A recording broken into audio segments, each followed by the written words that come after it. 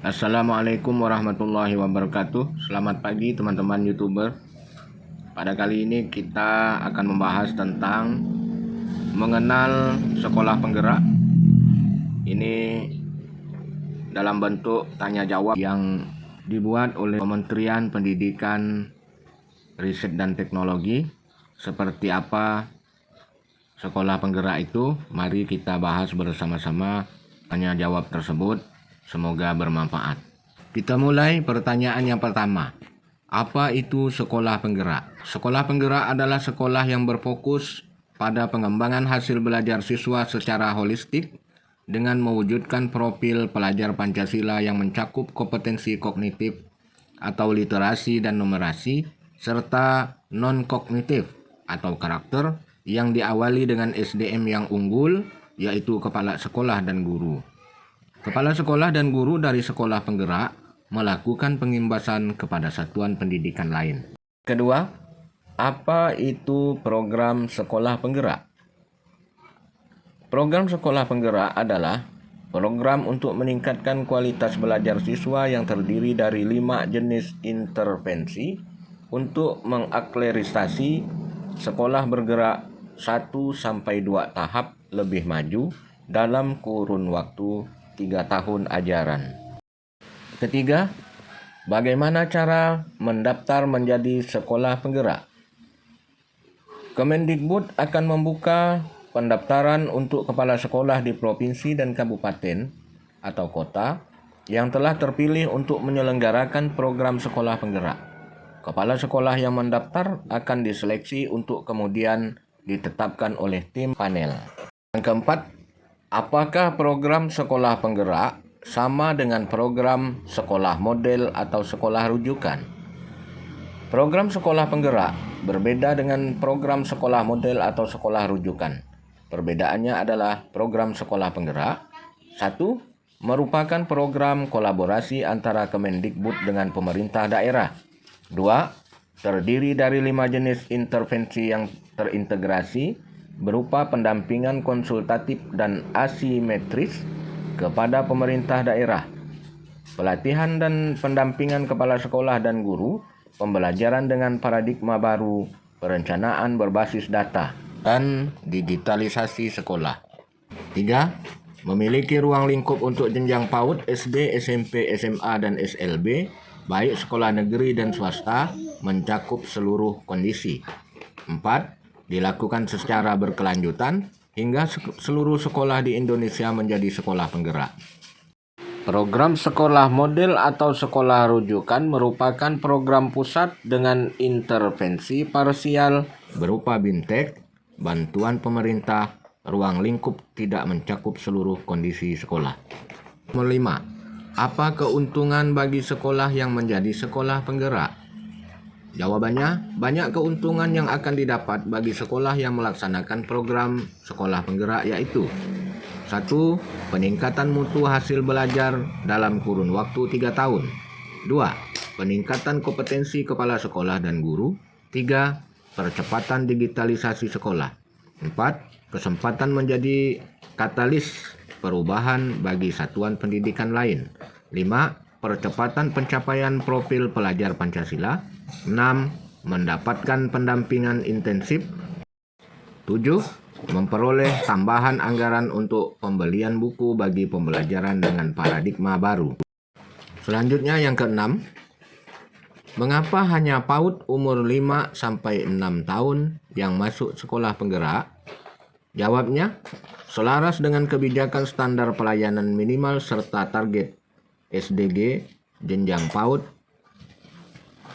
perlu dimaknai sebagai fondasi dari jenjang pendidikan dasar, sehingga fokus sekolah penggerak untuk PAUD adalah penguatan kapasitas satuan PAUD untuk dapat memberikan layanan berkualitas agar anak secara holistik siap bersekolah ataupun siap secara sosial, emosional, dan kognitif.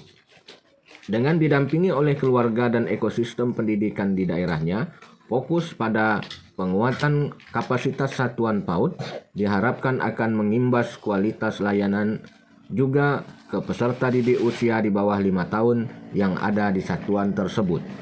Pertanyaan ketujuh. Apa bedanya Center of Excellence atau COE dan sekolah penggerak?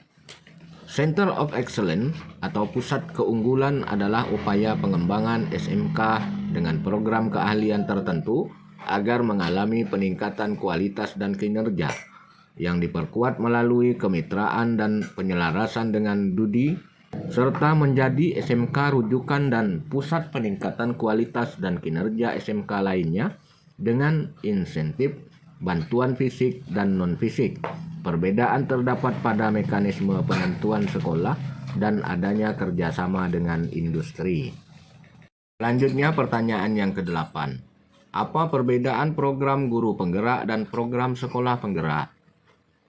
Program guru penggerak adalah program peningkatan kompetensi di bidang kepemimpinan bagi guru-guru yang terpilih melalui proses seleksi. Sedangkan program sekolah penggerak adalah program peningkatan kualitas pendidikan di sekolah dengan intervensi menyeluruh baik kepada kepala sekolah, pengawas sekolah, dan guru. Pemilihan sekolah penggerak dilakukan melalui seleksi kepala sekolah dan ditetapkan bersama antara Kemendikbud dan pemerintah daerah. Selanjutnya ke-9, apa bedanya antara program sekolah model atau PAUD pembina dengan program sekolah penggerak? Program sekolah penggerak menyasar sekolah yang memiliki kondisi awal berbeda-beda. Melalui intervensi yang dilakukan, diharapkan setiap sekolah akan bergerak ke arah yang lebih baik. Indikator keberhasilan adalah progres, yaitu bagaimana sekolah tersebut dapat menggerakkan dirinya dan pada akhirnya menggerakkan sekolah lain, dan bukanlah kondisi akhir dari sekolah itu sendiri. 10. Apa bedanya sekolah penggerak di program sekolah penggerak dengan sekolah penggerak yang dibina komunitas penggerak? Jawabnya, komunitas penggerak fokus kepada peningkatan kapasitas individu atau GTK dan khusus untuk kompetensi tertentu dan dilakukan oleh organisasi mitra. Program sekolah penggerak fokus pada peningkatan mutu hasil belajar siswa dengan melakukan 5 intervensi secara menyeluruh dan dilakukan oleh Kemendikbud bersama pemerintah daerah. Selanjutnya nomor 11, pertanyaannya, apakah kaitannya sekolah penggerak dengan organisasi penggerak? Jawabnya, program sekolah penggerak dan program organisasi penggerak adalah bagian dari strategi Merdeka Belajar yang memiliki pendekatan berbeda untuk tujuan yang sama, yaitu berfokus pada pengembangan hasil belajar siswa. Selanjutnya nomor 12, apakah sekolah yang didampingi komunitas penggerak akan bisa ikut program sekolah penggerak? Jawabnya, sekolah yang telah didampingi komunitas penggerak belum bisa ikut program sekolah penggerak agar tidak mencampur baurkan program yang berbeda di satu sekolah. Nomor 13, apakah daerah yang telah ada komunitas penggerak bisa ikut program sekolah penggerak? Jawab, daerah yang telah ada komunitas penggerak bisa ikut program sekolah penggerak, asalkan sekolah yang dipilih untuk menjadi sekolah penggerak bukanlah sekolah yang didampingi organisasi penggerak. 14. Apakah di setiap kabupaten kota ada kuota jumlah sekolah penggerak? Jawab, ada kuota jumlah penggerak di setiap kabupaten kota. Selanjutnya nomor 15. Siapakah yang menetapkan sekolah yang melaksanakan program sekolah penggerak? Sekolah yang melaksanakan program sekolah penggerak akan ditetapkan oleh panel yang terdiri dari pemerintah daerah dan Kemendikbud. 16. Apakah kepala sekolah yang menjadi pendamping guru penggerak bisa menjadi kepala sekolah penggerak? Jawabnya, kepala sekolah yang saat ini menjadi pendamping atau pengajar praktik calon guru penggerak diperbolehkan mengikuti seleksi dengan tetap menjaga profesionalisme di setiap perannya. 17. Apakah kriteria kepala sekolah yang dapat mengikuti seleksi sekolah penggerak? Jawab, terdapat kriteria umum dan kriteria seleksi. Kriteria umum terdiri dari 1. memiliki sisa masa tugas sebagai kepala satuan pendidikan sekurang-kurangnya 1 kali masa tugas. 2. Terdaftar dalam data pokok pendidikan. 3. Membuat surat pernyataan yang menerangkan poin 1 di atas. 4. Melampirkan surat keterangan sehat jasmani, rohani, dan bebas narkotika, psikotropika, dan zat adiktif jika dinyatakan lulus pada seleksi tahap 2. 5. Tidak sedang menjalankan hukuman disiplin sedang dan atau berat sesuai dengan ketentuan peraturan perundang-undangan. 6. Tidak sedang menjalani proses hukum sesuai dengan ketentuan peraturan perundang-undangan. Selanjutnya untuk kriteria seleksi. 1. Memiliki tujuan misi yang akan dicapai. 2. Memiliki kompetensi kepemimpinan pembelajaran. 3. Memiliki kemampuan mendampingi atau coaching atau mentoring. 4. Memiliki kemampuan membangun kerjasama. 5. Berorientasi pada pembelajaran. 6. Memiliki kematangan etika. 18. Apakah sekolah yang ada guru penggeraknya boleh mengikuti program sekolah penggerak? Jawab, sekolah yang memiliki calon guru penggerak boleh mengikuti seleksi program sekolah penggerak. 19. Mengapa hanya 111 kabupaten kota yang ditargetkan di tahun 2021? Mengapa tidak bisa lebih banyak? Jawab, tahun 2021 belum semua kabupaten kota yang dilaksanakan program sekolah penggerak. Kapasitas pelatih ahli yang akan mendampingi kepala sekolah dan guru terbatas. Nomor 20. Apakah kriteria pemilihan kabupaten atau kota? Jawab, kabupaten kota dipilih berdasarkan kesanggupan atau komitmen untuk mendukung program sekolah penggerak dalam hal anggaran dan kebijakan, terutama untuk tidak merotasi kepala sekolah dan guru selama 4 tahun, kecuali dengan izin Direktorat Mendikbud terkait. Nomor 21. Apakah kriteria seleksi sekolah penggerak samakah untuk semua jenjang? Jawab, sekolah diseleksi dari kepala sekolah yang mendaftar dan lulus seleksi. Kriteria sekolah yang dipilih berdasarkan keterwakilan mutu sekolah dan harus setiap jenjang berada dalam lokasi kabupaten atau kota yang sama di kabupaten kota yang telah ditetapkan. 22. Apakah kabupaten kota yang belum ditetapkan menjadi penyelenggara di tahun 2021 dapat menjalankan program sekolah penggerak secara mandiri? Jawab, penyelenggaraan secara mandiri belum dapat dilaksanakan karena beberapa intervensi seperti platform digital, pelatihan, dan pendampingan sangat spesifik sehingga belum dapat dilakukan secara mandiri. Selain itu, dalam waktu 3 tahun, implementasi akan bergulir ke seluruh kabupaten kota. 23.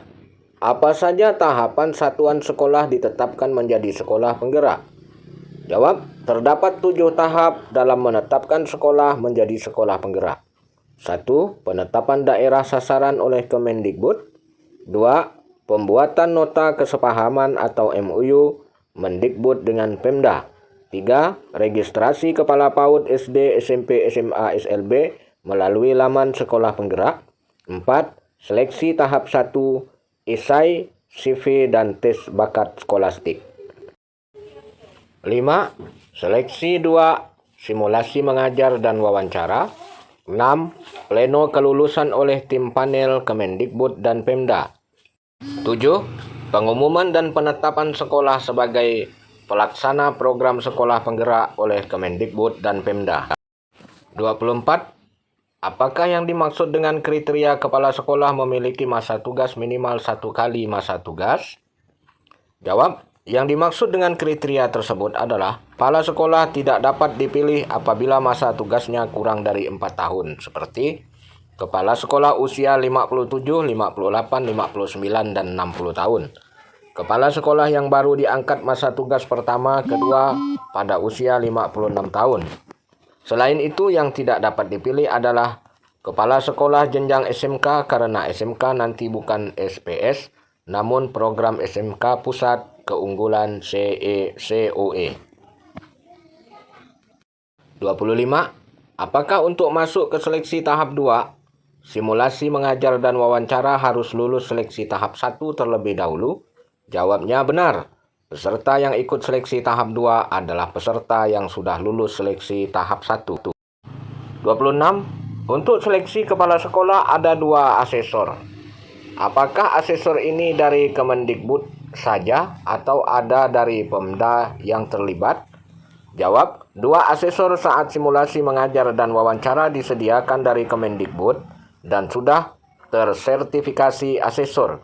Dalam seleksi, Pemda akan terlibat saat pleno keputusan penetapan sekolah berdasarkan hasil seleksi tahap 1 dan tahap 2. Kemendikbud dan Pemda akan bersama-sama menetapkan sekolah pelaksana program sekolah penggerak.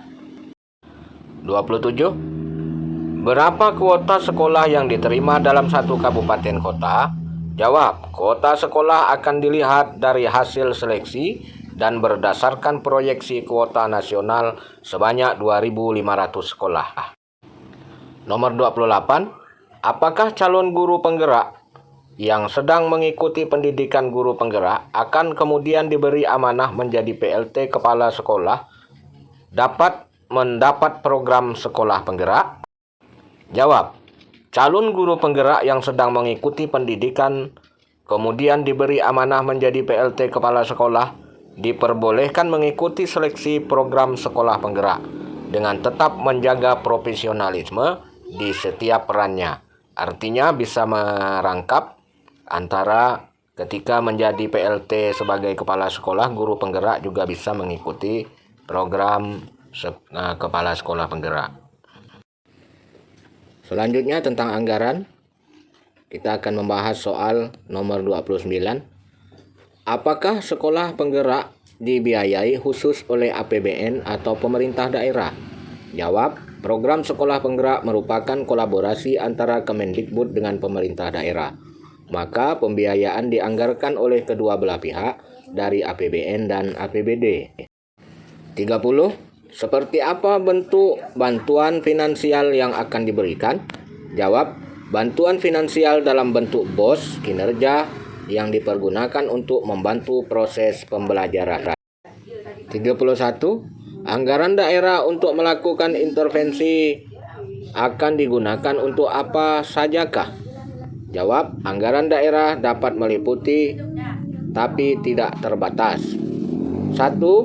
Buku terkait pembelajaran dengan paradigma baru. 2. Fasilitas sanitasi. 3. Dukungan akses untuk platform teknologi pendidikan termasuk dan tidak terbatas pada akses jaringan. 4. Peralatan TIK. 5. Pertemuan yang berhubungan dengan program sekolah penggerak. 6. Perangkat ajar. Selanjutnya 32. Berapa besar anggaran daerah yang diharapkan untuk digunakan untuk program sekolah penggerak di tahun 2021? Jawab, besar anggaran daerah disesuaikan dengan jumlah sekolah, kepala sekolah dan guru yang mengikuti program sekolah penggerak untuk keperluan yang disebutkan di pernyataan nomor di atas. 33. Kapan anggaran daerah untuk mendukung program sekolah penggerak dianggarkan? Jawab, bagi daerah yang telah memiliki perencanaan program peningkatan mutu 2021 dapat diintegrasikan ke dalam program sekolah penggerak.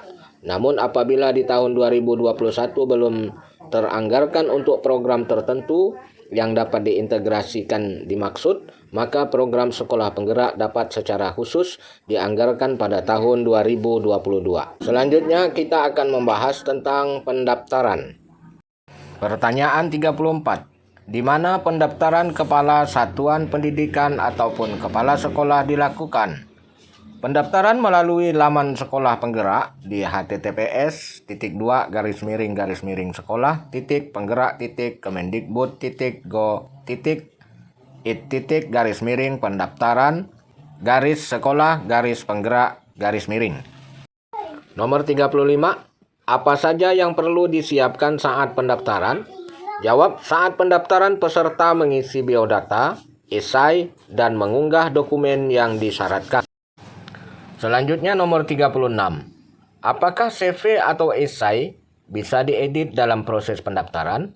Jawab, CV bisa diedit, namun untuk esai, jika sudah ditekan simpan, tidak bisa dilakukan edit.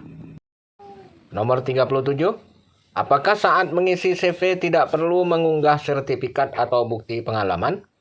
Jawab, saat mengisi CV tidak perlu melampirkan sertifikat. Cukup tuliskan dan ceritakan pengalaman sesuai instruksi yang diminta. 38. Di dalam surat pernyataan ada ketentuan untuk menyebutkan periode masa tugas kepala sekolah atau satuan pengelolaan untuk kepala sekolah satuan pengelola milik masyarakat yang tidak secara spesifik memiliki periode masa tugas. Bagaimana cara mengisinya? Jawab, untuk kepala sekolah atau satuan pengelola milik masyarakat yang tidak secara spesifik memiliki periode masa tugas, silakan mencantumkan persyaratan tidak relevan dan dijelaskan dalam surat pernyataan. Nomor 39, satuan PAUD mana saja yang boleh mendaftar program sekolah penggerak? Jawab, setiap jenis satuan PAUD boleh mendaftarkan diri dalam program sekolah penggerak, diutamakan satuan yang peserta didiknya mayoritas usia 5-6 tahun. Selanjutnya kita akan membahas tentang monitoring dan evaluasi. Pertanyaan yang ke-40, apakah sekolah yang menjadi sekolah penggerak diadakan evaluasi setiap tahun? Jawab, monitoring dan evaluasi akan dilakukan secara berkala, tidak hanya setahun sekali. Monef akan dilakukan dengan metode RCT atau Randomized Controlled Trial atau FGD, Focus Group Discussion, Survei, wawancara, dan etnografi. Selanjutnya nomor 41, apakah setelah evaluasi sekolah penggerak pada tahun berikutnya bisa tidak lagi menjadi sekolah penggerak? Jawab, hasil evaluasi akan menjadi masukan untuk memperbaiki dan menyempurnakan program sekolah penggerak, sehingga tahun berikutnya sekolah dapat lebih baik pencapaiannya. Untuk soal 42, 43, dan 44 ini kita akan membahas tentang non-formal. Pertanyaan nomor 42. Mengapa satuan pendidikan non-formal tidak masuk sekolah penggerak? Jawab, satuan pendidikan non-formal ataupun SKB PKBM belum masuk sekolah penggerak pada tahun ajaran 2021-2022, tetapi akan masuk pada tahun ajaran berikutnya 2022-2023 sebagai perluasan sasaran sekolah satuan pendidikan penggerak. Nomor 43. Apakah intervensi sekolah penggerak untuk satuan pendidikan non-formal sama dengan satuan pendidikan formal? Jawabnya, intervensi sekolah penggerak sama baik untuk pendidikan formal maupun non-formal. Nomor 44. Apa bedanya sekolah penggerak pada pendidikan formal dan sekolah penggerak pada satuan pendidikan non-formal? Perbedaannya di satuan pendidikan non-formal, terutama di PKBM, tidak ada konsekuensi jenjang karir bagi guru ataupun tutor dan kepala satuan pendidikan, tetapi bagi pamong belajar ataupun guru PNS di SKB, memungkinkan untuk jenjang karir menjadi kepala SKB ataupun penilik pendidikan masyarakat. Selanjutnya mengenai tanya jawab tentang digitalisasi sekolah. Nomor 45, apa yang dimaksud dengan platform teknologi dan apa tujuan dari platform tersebut? Jawabnya, platform teknologi bertujuan untuk mendukung implementasi kebijakan pendidikan yang akan diterapkan pada sekolah penggerak dalam proses pembelajaran, pengembangan kompetensi guru, dan tata kelola sumber daya sekolah. Platform teknologi akan terdiri dari platform guru, pembelajaran, platform guru, profil guru, dan pengembangan kompetensi, platform sumber daya sekolah, dashboard raport pendidikan. Nomor 46. Siapa yang memperoleh manfaat dari platform tersebut? Jawab, pihak sekolah yang akan memperoleh manfaat adalah 1. Guru dapat mengembangkan diri dan menyampaikan pembelajaran dengan paradigma baru melalui platform guru. 2. Kepala sekolah, bendahara, pengawas dapat mengelola sumber daya sekolah dengan lebih cepat dan tepat melalui platform sumber daya sekolah. 3. Kepala sekolah dan pengawas dapat menyusun program peningkatan mutu yang lebih tepat sasaran melalui dashboard raport pendidikan. Nomor 47. Apa yang perlu disiapkan agar platform teknologi dapat digunakan? Jawabnya, untuk menggunakan platform teknologi, sekolah perlu memiliki 1. Akses terhadap listrik, 2. Akses terhadap internet dengan kapasitas yang cukup untuk mengunduh konten audio visual, 3. Smartphone, tablet berbasis Android, 4. Laptop, 5. Kemampuan dasar pemanfaatan TIK. Nomor 48. Bagaimana jika sekolah kesulitan mengakses platform teknologi? Jawabnya, 1. Sekolah dapat memaksimalkan penggunaan dana BOS untuk keperluan akses platform teknologi. 2. Sekolah berkonsultasi dengan pemerintah daerah untuk memperoleh dukungan penyelenggaraan platform teknologi. 3. Sedapat mungkin Kemendikbud akan menyediakan konten platform teknologi yang bersifat offline atau luring untuk melayani sekolah dengan akses yang terbatas. Nomor 49. Kapan platform teknologi akan tersedia? Jawab, 1. Sebagian besar fitur akan mulai bisa digunakan di tahun ajaran baru 2021-2022. 2. Pembangunan platform teknologi akan dilakukan secara berkelanjutan, di mana fitur-fitur akan terus diperbaiki dan dikembangkan sesuai dengan kebutuhan pengguna. 50. Apakah akan ada pendampingan untuk menggunakan platform teknologi? Jawab, sedapat mungkin platform teknologi dirancang untuk dapat diakses dan digunakan dengan mudah oleh pihak sekolah. 2. Akan ada kegiatan pelatihan literasi teknologi maupun pendamping teknologi yang berperan untuk membantu sekolah untuk membiasakan diri dalam menggunakan platform teknologi, termasuk dalam aspek dasar pengoperasian perangkat TIK. 3. Kemendikbud juga akan menyediakan situs yang memuat panduan penggunaan platform yang dapat diakses kapan saja. 51. Apakah itu platform Merdeka Mengajar? Jawab, salah satu platform teknologi yang disediakan untuk mendukung para guru agar dapat mengajar lebih baik, meningkatkan kompetensinya, dan berkembang secara karir. Platform ini akan terus berkembang ke depannya dengan fitur-fitur yang dapat membantu guru menjadi pendidik yang lebih baik ke depannya. 52. Siapakah pengguna platform Merdeka Mengajar? Jawab, pengguna platform Merdeka Mengajar adalah para guru dan kepala sekolah. Sebagian produk di dalam platform Merdeka Mengajar hanya dapat digunakan untuk guru dan kepala sekolah dalam program sekolah penggerak dan SMK Pusat Keunggulan. 53. Apakah syarat minimal untuk mengakses platform Merdeka Mengajar? Jawab, platform Merdeka Mengajar dapat diakses dan digunakan oleh perangkat berbasis sistem operasi Android, seperti smartphone, Android, dan Chromebook.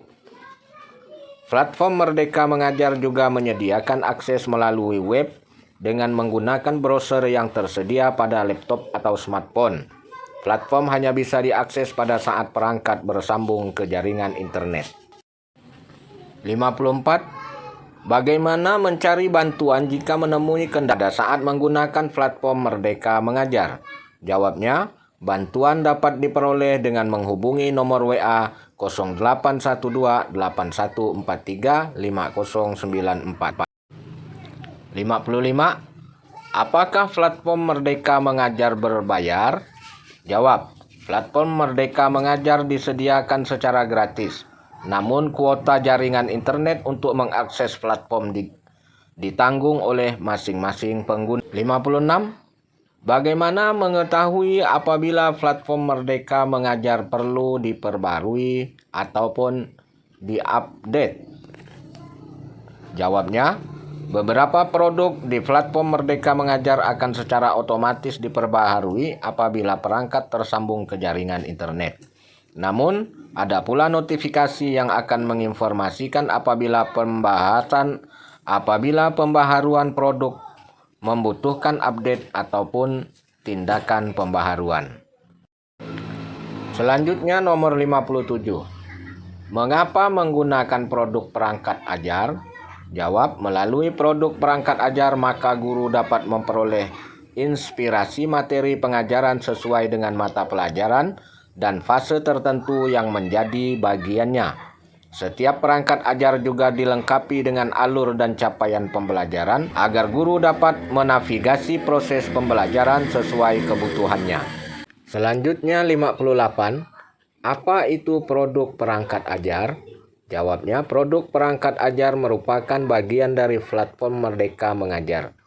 Berisikan kumpulan materi pengajaran yang dapat digunakan oleh guru dalam mencari materi pengajaran yang sesuai dengan mata pelajaran dan fase belajar yang diinginkan. Nomor 59.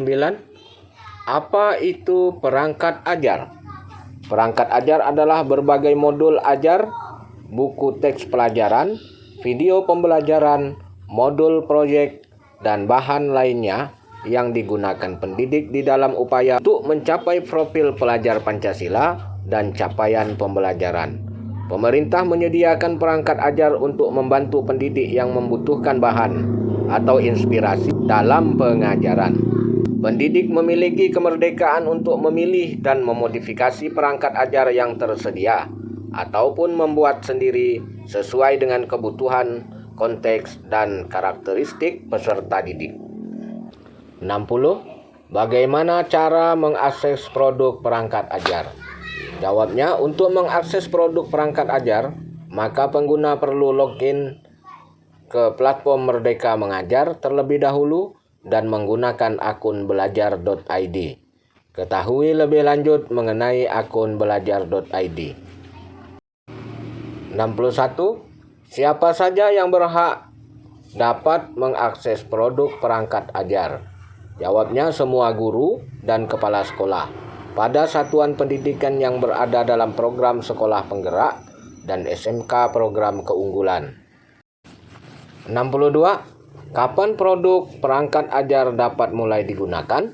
Jawabnya, produk perangkat ajar mulai dapat digunakan sejak tanggal 5 Juli 2021 oleh semua guru pada satuan pendidikan SD, SMP, dan SMA yang berada dalam program sekolah penggerak serta SMK Pusat Keunggulan. Untuk PAUD, produk perangkat ajar dapat diakses di bulan Agustus 2021. Selanjutnya nomor 63. Bagaimana cara mendapatkan platform Merdeka Mengajar? Jawab, produk perangkat ajar merupakan bagian dari platform Merdeka Mengajar yang dapat diunduh dan diinstal dari Play Store. Nomor 64. Apa saja yang bisa dilakukan di dalam produk perangkat ajar? Jawabnya, dapat mencari perangkat ajar berdasarkan mata pelajaran dan fase untuk kemudian dibaca. Perangkat ajar juga dapat ditandai dan disimpan ke dalam folder atau diunduh sesuai dengan kebutuhan. Nomor 65. Apa perbedaan antara menandai dan mengunduh perangkat ajar? Jawabnya, dengan mengunduh, pengguna akan mendapatkan perangkat ajar di dalam gawai. Sedangkan dengan menandai, perangkat ajar dapat diakses secara lebih cepat dan dikelola ke dalam berbagai jenis folder yang disimpan di dalam aplikasi sesuai dengan kebutuhan. Selanjutnya kita akan membahas tentang penguatan SDM sekolah. Beberapa pertanyaan berikut ini terkait dengan penguatan SDM sekolah. Nomor 66. Siapa saja yang akan dilatih dan didampingi dari sekolah untuk program sekolah penggerak ini? Jawab, kepala sekolah, pengawas, penilik, dan perwakilan guru yang akan dilatih dan didampingi. 67. Berapa lama pelatihan dan pendampingan yang akan diberikan Kemendikbud? Jawab, pelatihan dan pendampingan akan diberikan selama 3 tahun ajaran.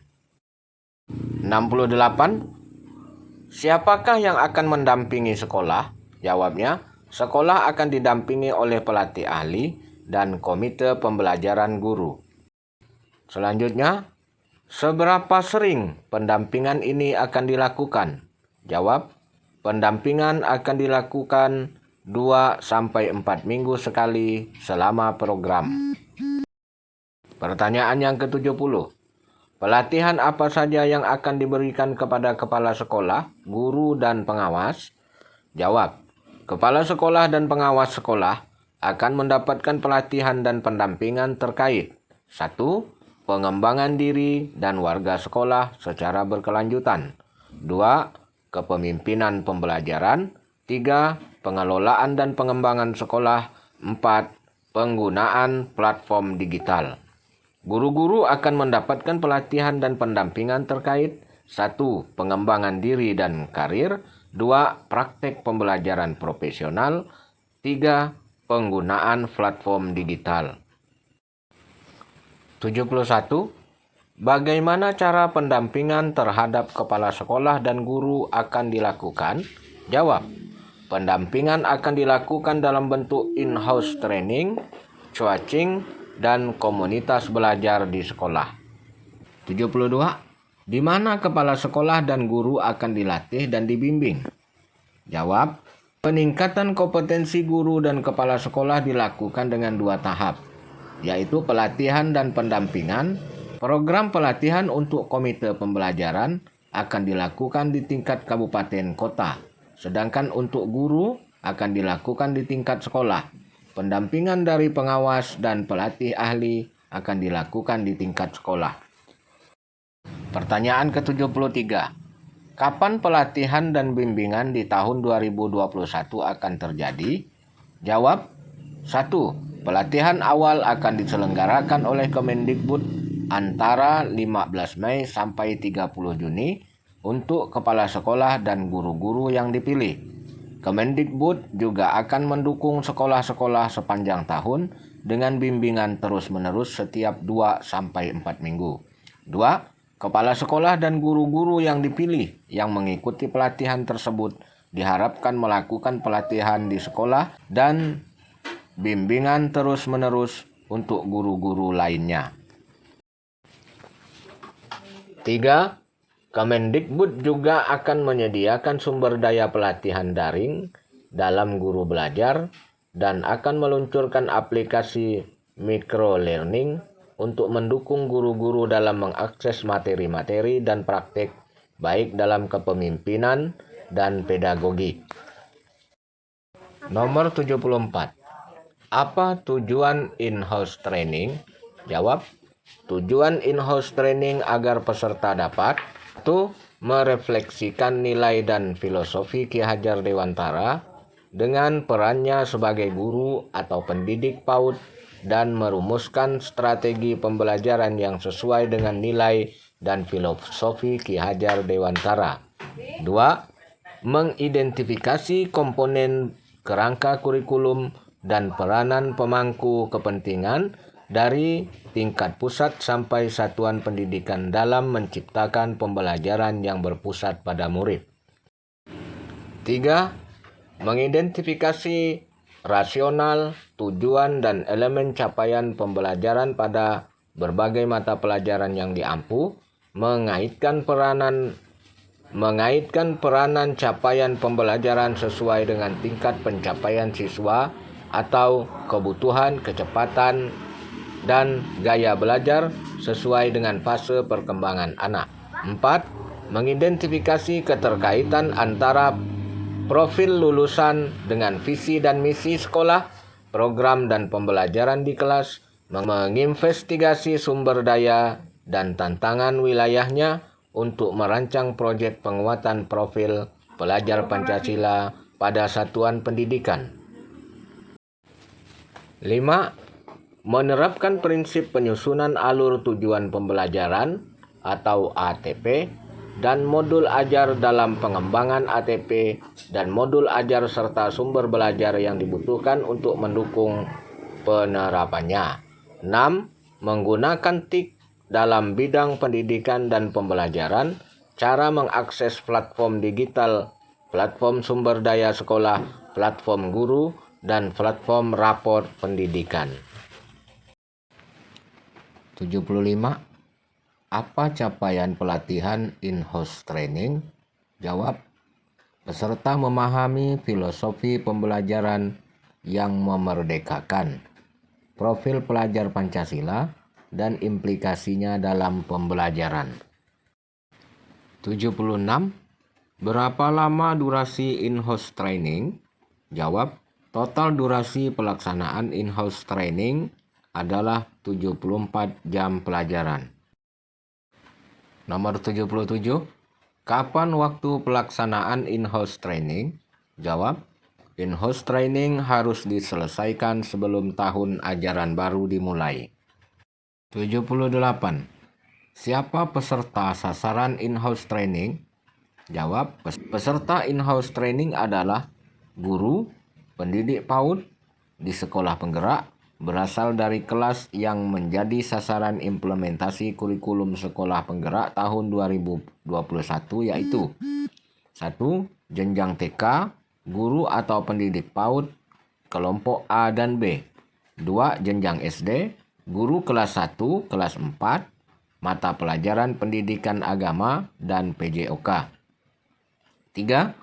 Jenjang SMP, guru kelas 7 mata pelajaran agama, PPKN, Bahasa Indonesia, Matematika, Bahasa Inggris, IPA terpadu, IPS terpadu, PJOK, Informaka, Seni, dan Bimbingan dan Konseling. 4. Jenjang SMA, guru kelas 10 mata pelajaran agama, PPKN, Bahasa Indonesia, Matematika, Bahasa Inggris, IPA terpadu, IPS terpadu, PJOK, Informaka, Seni, dan Bimbingan dan Konseling. 5. Jenjang SLB, guru ketunaan sesuai dengan jenis ketunaan di satuan pendidikan. Selain sasaran di atas, guru lainnya pada sekolah penggerak juga dapat memberikan informasi tentang program sekolah penggerak dan implementasi pembelajaran di sekolah penggerak melalui kegiatan sosialisasi. 79. Bagaimana model pembelajaran in-house training? Jawab, in-house training dilakukan secara daring dan atau luring sesuai kondisi satuan pendidikan masing-masing. Jika dilakukan secara daring, maka satuan pendidikan memilih platform yang sesuai kondisi dan sarana prasarana di satuan pendidikan masing-masing. Jika dilakukan secara luring, maka satuan pendidikan dapat mengatur waktu pelaksanaan pelatihan. Nomor 80.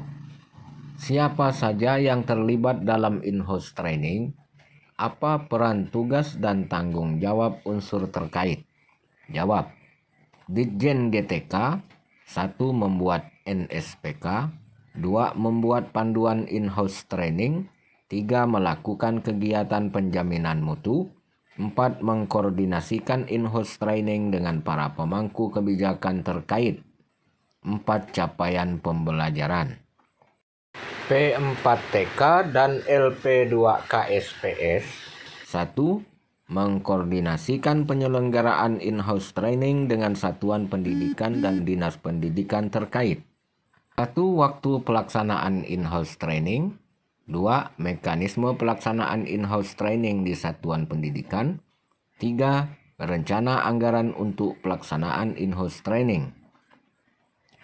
2. Mengkoordinasikan pendampingan in-house training. 1. Tugas pendamping, manajemen, instruktur, dan admin. 2. Waktu pendampingan. 3. Jadwal pendampingan terpadu. Yang ketiga, menerima dan melakukan review laporan pelaksanaan in-house training. 1. Template laporan in-house training sesuai dengan panduan. 2. Mekanisme pelaporan. 3. Template laporan pendampingan. Dinas Pendidikan. 1. Mengkoordinasikan pelaksanaan in-house training dengan satuan pendidikan terkait. 2. Menerima dan melakukan review laporan pelaksanaan in-house training. 1. Orientasi pelatihan. Tugas pengawas sekolah. 1.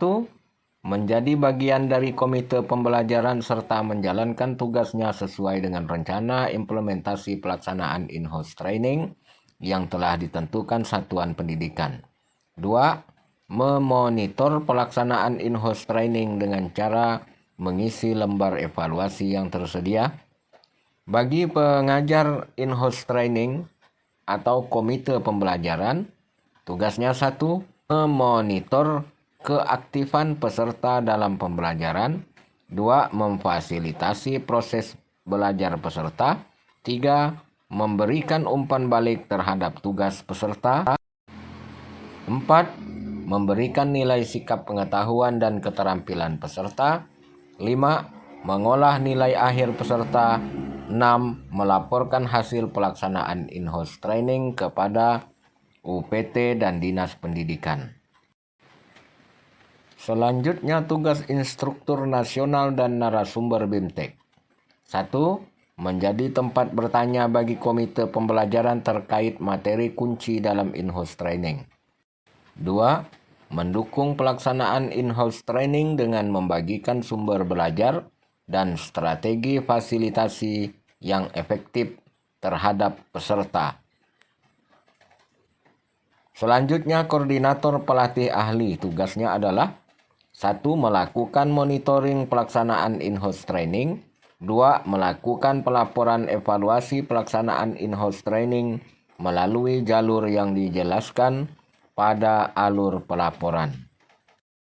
Bagi peserta in-house training, 1. Mengikuti seluruh materi sesuai jadwal yang ditentukan. 2. Melaksanakan pembelajaran secara aktif dan kolaboratif. 3. Mengerjakan tes awal dan tes akhir. 4. Menyelesaikan dan mengumpulkan seluruh tugas dan tagihan. 5. Mengisi instrumen evaluasi pengajar dan pelaksanaan in-house training. 81. Bagaimana rencana anggaran untuk pelaksanaan in-house training? Jawab. 1. Peserta in-house training yang mendapatkan bantuan konsumsi adalah guru kelas 1. 4, 7, 10, semua mapel. 5. Ketunaan dan pendidik PAUD. 2. Bagi sekolah yang tidak memiliki sasaran in-house training, dapat langsung melaksanakan workshop penyusunan kurikulum operasional sekolah dan tidak mendapatkan bantuan konsumsi. Selanjutnya nomor 82. Apa tugas masing-masing pendamping in-house training? Tugas pendamping in-house training adalah manajemen. 1. Berkoordinasi dengan Dinas Pendidikan dan Komite Pembelajaran. 2. Mereview keterlaksanaan in-house training. 3. Memberikan solusi terkait permasalahan yang dihadapi selama pelaksanaan in-house training. Bagi instruktur, 1. Berkoordinasi dengan komite pembelajaran terkait proses pembelajaran. 2. Melakukan identifikasi permasalahan selama in-house training. Dan jika luring dilengkapi dengan observasi langsung pelaksanaan in-house training. 3.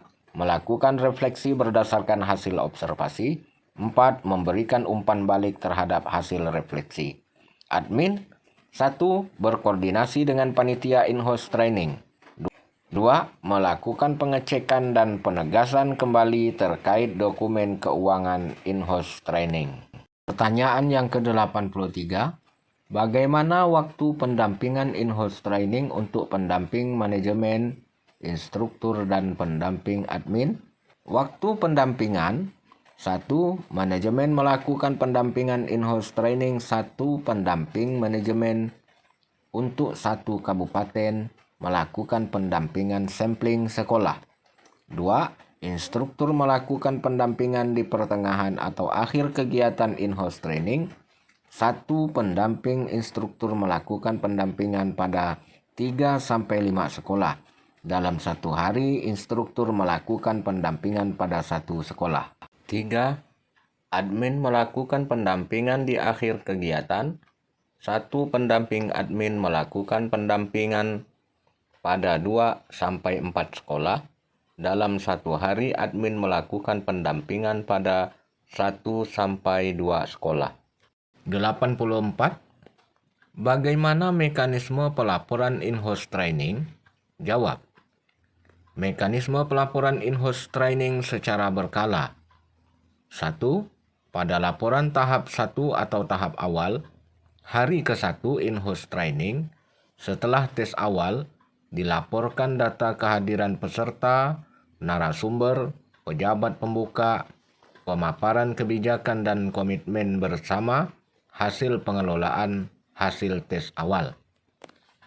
2. Pada laporan tahap kedua atau tahap tengah, hari keempat atau hari kelima, dilaporkan data kehadiran peserta, narasumber, hal baik dan kendala yang dihadapi, baik akademis dan non-akademis, serta kendala yang dihadapi. 3.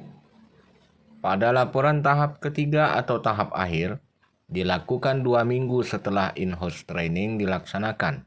4. Proses pelaporan akan dilakukan di SIM PKB. 85. Bagaimana teknis distribusi soal tes awal, tes akhir, instrumen evaluasi pengajar, dan penyelenggaraan? Jawab. Teknis distribusi soal tes awal, tes akhir, instrumen evaluasi pengajar dan penyelenggaraan sebagai berikut. 1. Distribusi soal tes awal dan tes akhir diserahkan kepada Komite Pembelajaran ataupun KP.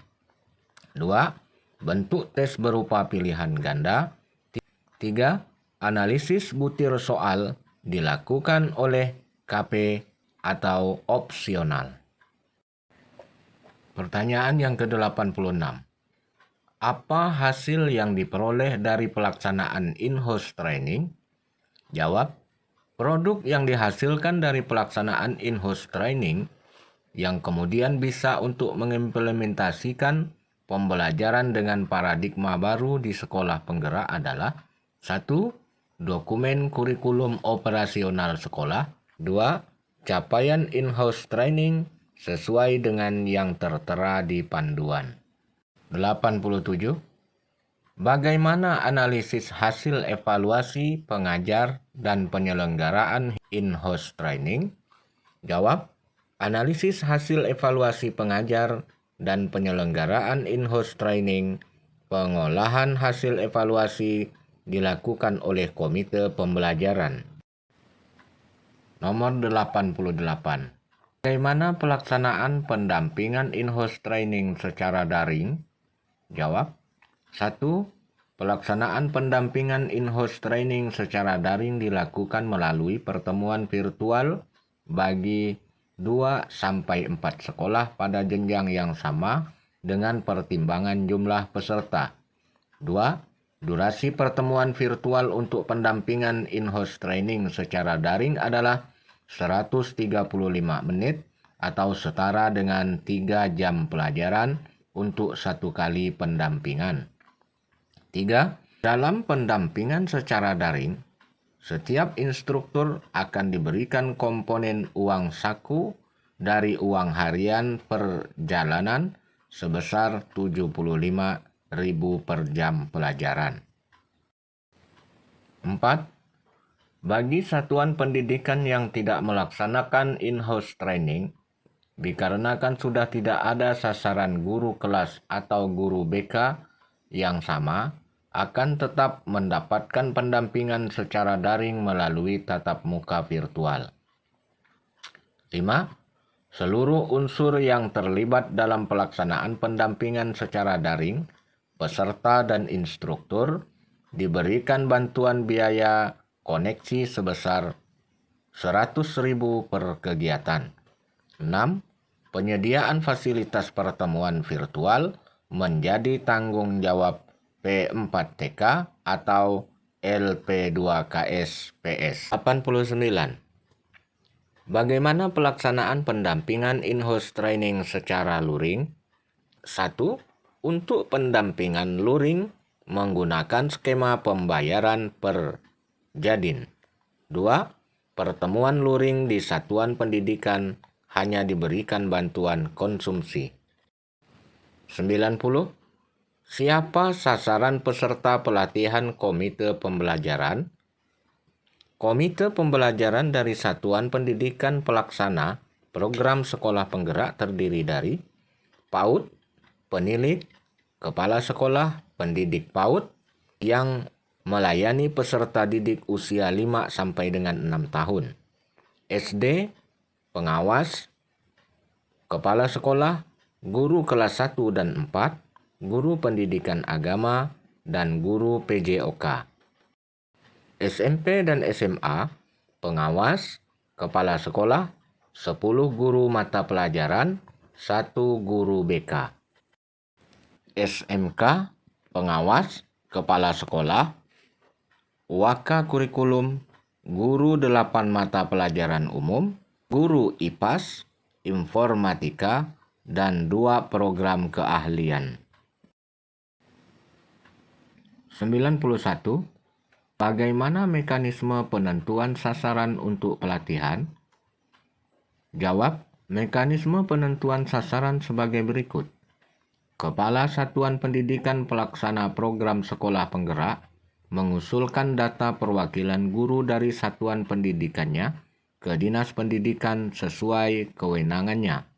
Dinas Pendidikan Provinsi atau Kabupaten atau Kota sesuai kewenangannya melakukan verifikasi data peserta pelatihan untuk setiap jenjang pendidikan. Dinas Pendidikan mengajukan data peserta pelatihan ke UPT, P4TK, dan LP2K SPS sesuai wilayah binaannya. Selanjutnya, UPT mengirimkan undangan pelatihan pembelajaran bagi kepala satuan pendidikan, guru, pendidik PAUD, dan pengawas sekolah atau penilik melalui Dinas Pendidikan sesuai kewenangannya. Dinas Pendidikan sesuai kewenangannya menerbitkan surat tugas bagi peserta untuk mengikuti pelatihan. 92. Bagaimana ruang lingkup pelatihan dan materi apa yang disampaikan dalam pelatihan Komite Pembelajaran Sekolah Penggerak? Jawab, pelatihan Komite Pembelajaran dilakukan selama 74 jam pelajaran. Untuk 1 jam pelajarannya 45 menit di tingkat nasional dengan materi sebagai berikut. 1. Kebijakan program sekolah penggerak. 2. Orientasi pelatihan. 3. Pendidikan yang memerdekakan. 4. Kerangka kurikulum. 5. Capaian pembelajaran. 6. Perangkat ajar. 7. Asesmen. 8. Kurikulum operasional di satuan pendidikan. 9. Pelaksanaan in-house training di satuan pendidikan. 10. Pengenalan literasi digital. 11. Tes awal dan tes akhir. Dan 12. Evaluasi penyelenggaraan. 93. Siapa yang menjadi pengajar atau fasilitator dalam pelatihan Komite Pembelajaran Sekolah Penggerak? Jawab, instruktur yang bertugas pada pelatihan Komite Pembelajaran adalah peserta BIMTEK calon instruktur yang telah ditetapkan sebagai instruktur melalui surat keputusan. Jumlah dan sebaran instruktur disesuaikan dengan kebutuhan masing-masing UPT penyelenggara pelatihan. 94. Apakah tugas instruktur pelatihan? Instruktur pelatihan bertugas memfasilitasi pelatihan kepada komite pembelajaran. Instruktur terdiri dari Widya Iswara, pengawas sekolah atau penilik, kepala satuan pendidikan, guru, pendidik PAUD, dosen, dan praktisi pendidikan lainnya yang memenuhi persyaratan. 95. Bagaimana pelaksanaan pelatihan bagi komite pembelajaran? Jawab, pelatihan bagi komite pembelajaran meliputi 1. Pelatihan implementasi pembelajaran bagi perwakilan guru dan pendidik PAUD pada setiap satuan pendidikan pelaksana program sekolah penggerak. 2. Pelatihan kepemimpinan dan implementasi pembelajaran bagi kepala satuan pendidikan dan pengawas sekolah atau penilik pelaksana program sekolah penggerak. 96. Siapa saja pihak-pihak yang terlibat dalam pelatihan komite pembelajaran dan apa peran masing-masing? Jawab, penyelenggaraan pelatihan ini adalah Pusat Pengembangan dan Pemberdayaan Pendidik dan Tenaga Kependidikan ataupun P4TK dan Lembaga Pendidikan dan Pelatihan Kepala Sekolah dan Pengawas Sekolah atau LP2KS PS yang berperan untuk 1. Melakukan koordinasi dengan Direktorat Pendidikan Provinsi dan Pembinaan Guru dan Tenaga Kependidikan Ditjen GTK berkenaan dengan agenda, sasaran, dan lokasi pelaksanaan pelatihan. 2. Mengidentifikasi peserta pelatihan sesuai dengan satuan sekolah penyelenggara program sekolah penggerak di wilayah binaan. 3. Mengidentifikasi instruktur yang dapat berperan pada pelatihan komite pembelajaran sesuai wilayah binaan. 4. Menyiapkan perangkat penyelenggara pelatihan. 5.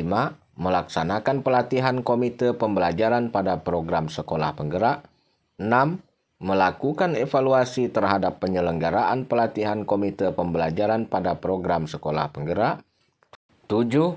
Menerbitkan surat tanda tamat pendidikan dan pelatihan atau STTPP kepada peserta pelatihan. 97.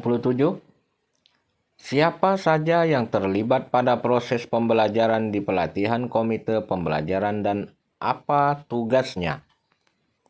Jawab, peserta pelatihan 1. Mengikuti seluruh materi sesuai jadwal yang ditentukan. 2. Melaksanakan pembelajaran secara aktif dan kolaboratif. 3. Mengerjakan tes awal dan tes akhir. 4. Menyelesaikan dan mengumpulkan seluruh tugas dan tagihan. Instruktur pelatihan 1. Memonitor keaktifan peserta dalam pembelajaran daring. 2. Memfasilitasi proses belajar peserta. 3. Memberikan umpan balik terhadap tugas yang diunggah peserta. 4. Memberikan nilai sikap dan keterampilan peserta. 5. Mengolah nilai akhir peserta. Dan 6. Memberikan rekomendasi terhadap kelulusan peserta. Admin LMS 1. Melakukan rekapitulasi terhadap keaktifan peserta. 2. Membantu pengajar memfasilitasi pelaksanaan diskusi di LMS sesuai dengan waktu yang ditetapkan. 3. Memberikan solusi terhadap permasalahan teknis yang dihadapi oleh pengajar dan peserta. 98. Apa saja aspek yang akan dievaluasi untuk mengukur perkembangan peserta di pelatihan komite pembelajaran? Jawab, aspek evaluasi 1. Evaluasi pengetahuan dilakukan melalui tes awal dan akhir. 2. Evaluasi keterampilan dilakukan melalui penugasan. 3.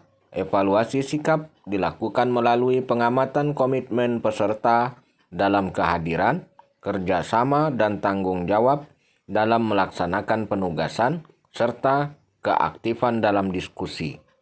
99. Apa saja aspek yang akan dievaluasi untuk mengukur keefektifan proses fasilitasi oleh instruktur di pelatihan komite pembelajaran? Jawab, evaluasi dilakukan menggunakan instrumen berupa lembar pengamatan dengan unsur-unsur yang dinilai meliputi 1. Sistematika penyajian. 2. Kemampuan menyajikan. 3. Kesesuaian materi yang disampaikan dengan tujuan pelatihan. 4. Ketepatan waktu dan kehadiran. 5. Penggunaan metode dan alat bantu pembelajaran. 6. Sikap dan perilaku. 7. Cara menjawab pertanyaan dari peserta yang meliputi sistematika dan rasionalitas jawaban. 8. Penggunaan bahasa. 9. pemberian motivasi kepada peserta, dan yang ke-10, kerapian berpakaian. 100. Apakah peserta akan memperoleh sertifikat setelah menyelesaikan semua proses pelatihan komite pembelajaran? Jawab, peserta yang telah menyelesaikan tahap pelatihan akan memperoleh sertifikat berpredikat. 101. Di mana sertifikat dapat didapatkan oleh peserta? Jawab, sertifikat berpredikat yang akan dikeluarkan oleh P4TK dan LP2KSPS akan berupa sertifikat elektronik yang kemudian akan diunggah di SIM PKB. Peserta dapat mengunduh sertifikat elektronik tersebut pada akun SIM PKB masing-masing. Untuk pertanyaan yang ke-102 dan seterusnya, membahas tentang kepala sekolah, komite pembelajaran, dan seterusnya, akan kita lanjutkan pada pembahasan soal tanya jawab ini pada pertemuan yang keduanya. Demikian video kali ini, semoga bermanfaat. Assalamualaikum warahmatullahi wabarakatuh. Selamat pagi.